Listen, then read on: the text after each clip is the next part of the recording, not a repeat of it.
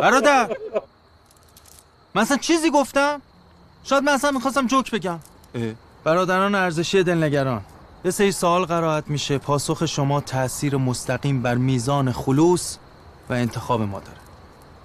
برادر تا بسم الله. سوال اول، نحوه برخورد با بانوی بدحجاب سوار 206 آلبالویی. یورش به 206 و گرفتن زن مفسده فلعرض و هدایتش به پایگاه با حفظ فاصله اجتماعی به اندازه گوسفند. سریع ترین راه برای رسیدن به دیش ماهواره در مجتمع مسکونی. یورش به مجتمع، شکوندن در و پنجره، وارد شدن به حریم خانواده ها و گرفتن دیش ها. ماشاءالله. یا پله فرار یا کمک از نگهبان. شباهت ادرار شتر و روغن بنفشه چیه؟ عالی آج آقا، عالی. میکس زدم با هم دیگه ترکیبی، اینقدر انبرنسا بزن درست میشه. اگر شما در تیم مذاکره کننده برجام بودید چه تصمیمی میگرفتید؟